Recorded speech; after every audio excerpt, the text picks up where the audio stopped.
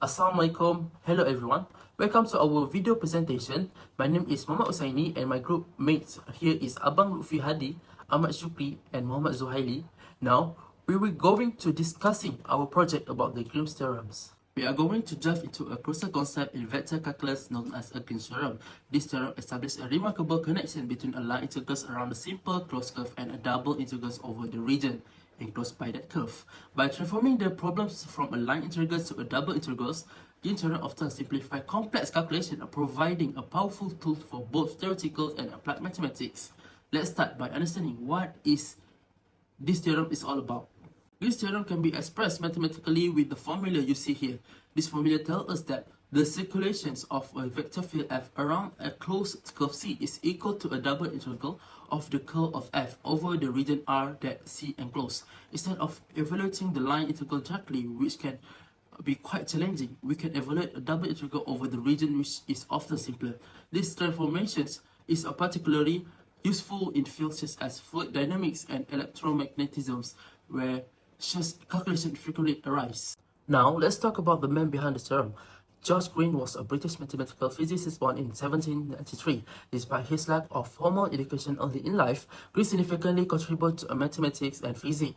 In 1838, he published his influential work titled An Essay of the Application of Mathematical Analysis to the Theories of Electricity and Magnetism.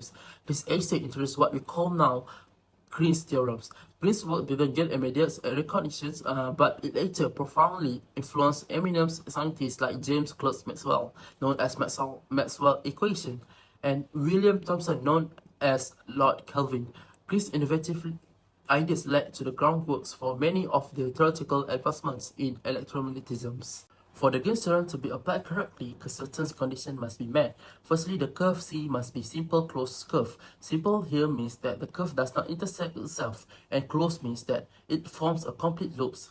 Additionally, the curve must be piecewise smooth, meaning it can be broken down into a finite number of smooth segments. Another critical condition is that the curve must be positively oriented, which means it is traversed in a counterclockwise direction. The region R is the area enclosed by a curve C. This region must be well defined and within the scope where the vector field f is applicable. Finally, the vector field f itself, defined as f equals pxyi plus qsyj, must be components pxy and qsy that possess continuous partial derivative within an open region containing R. This continually ensures that the integrals are well defined and can be evaluated accurately. Assalamualaikum, my name is Ahmad Shukri bin Muhammad Shukr. So I'm going to continue our presentation for the first case study, which is to find the area of ellipsoid mirror shape using a Green's theorem. Alright, without further ado, I'm going to continue for our first case study, which is about based on Hannah's story, which is one day Hannah is getting ready for herself to go to campus, and then she paused for a moment, reflecting on the mirror which had an ellipsoid shape that she usually used for herself to make up or look for her dress outfit before she went out. The mirror is in figure 1. She suddenly wondered what the area of her ellipsoid mirror shape, so she got the idea to calculate the region enclosed by the ellipse equation, which is x squared over 2.71 square plus y squared over 4.17 square equals to 1. That she learned from her vector calculus back then. Alright, so we continue to solve the problem that we have, which is we use the Green's theorem.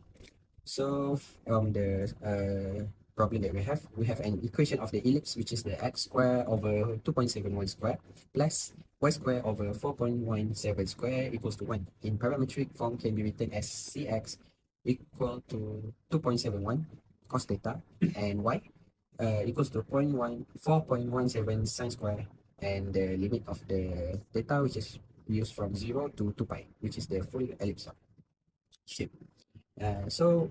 During to solve the problem statement, we use the Green's theorem, which is Green's theorem x dy, and we integrate 2.71 cos theta bracket 4.17 sin theta d theta from 0 to 2 pi, and we got the area of the region or the ellipsoid mirror shape that The value is 35.5025. And I will continue with Maple solution for case study 1.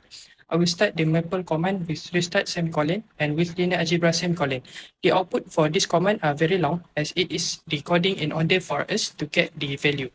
Next, I will insert the x and y value given in the case study, which is c equal to bracket 2.71 multiply cos theta, comma 4.17 multiply sin theta, semicolon. The output will be the same as the command.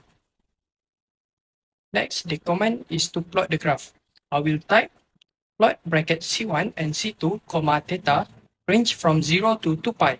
The output of the command is a circle graph as shown in the slide.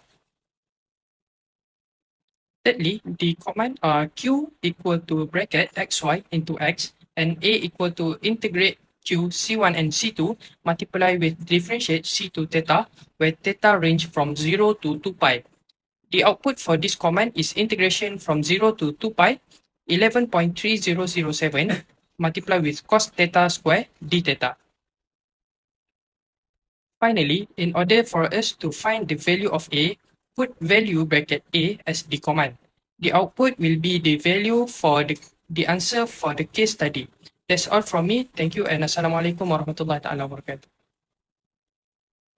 So let's continue with our second case study, which is to calculate work done using Green theorem.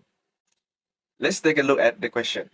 Use Green theorem to find the work done by the force field F equal to 2 in bracket 3x plus y I plus 2xy j along the curve C, where C is formed by the parabola y equal to x power of 2 and the line y equal to 3x. So the illustration of this question is shown beside at the slide. We can see it to understand it better. To find the work done by the force field F equal to 2 bracket 3x plus y I plus 2xy of j along the curve C, where C is bounded by the parabola y equal to x power of 2 and the line y equal to 3x, we can use Green's theorem. This theorem relates a line integral around a closed curve, so a double integral over the region it encloses. So the formula used for this question is the line integral of f dot dr over the curve C equals the double integral over the region R of the partial derivative of q with respect to x minus the partial derivative of p with respect to y dx. So for this question, the p value is 2 bracket of 3x plus y and the value of q is 2xy.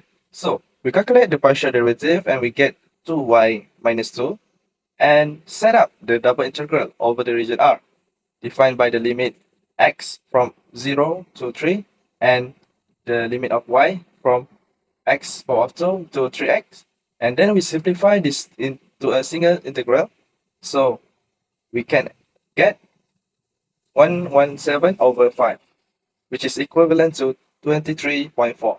So this approach effectively simplifies the computation by transforming the problem into evaluating a double integral using the property of the vector fields. In this slide, we use Maple to define the force field F equal to 2 bracket 3x plus y, component of I, plus 2xy, component of j, and the curve for integration. The command is start with linear algebra, loads the linear algebra package to enabling various vector operation. So the curve definition, we insert R1 equal to bracket t, comma t power of 2, and then R2 equal to t, comma 3t. And then this represent the parabola y equal to x power of 2 and the line y equal to 3x. Okay, the second step for the Maple command is to plot the curve defined previously. Okay, so the output will be like this. We have two, the parabola and the line. The third command is first we insert, so the output is w integral of from 0 to 3 and x power of 2 to 3x. So the f is 2y minus 2 and we have dy and dx. So the fourth step is to find the value of w. So we insert the command which is value of bracket w close bracket semicolon. So the output will be 117 over 5. Last step, to make the fraction transform into a decimal form, we insert the command, which is E value of F, open bracket value, open bracket W, close bracket, semicolon. So the output will be 23.4.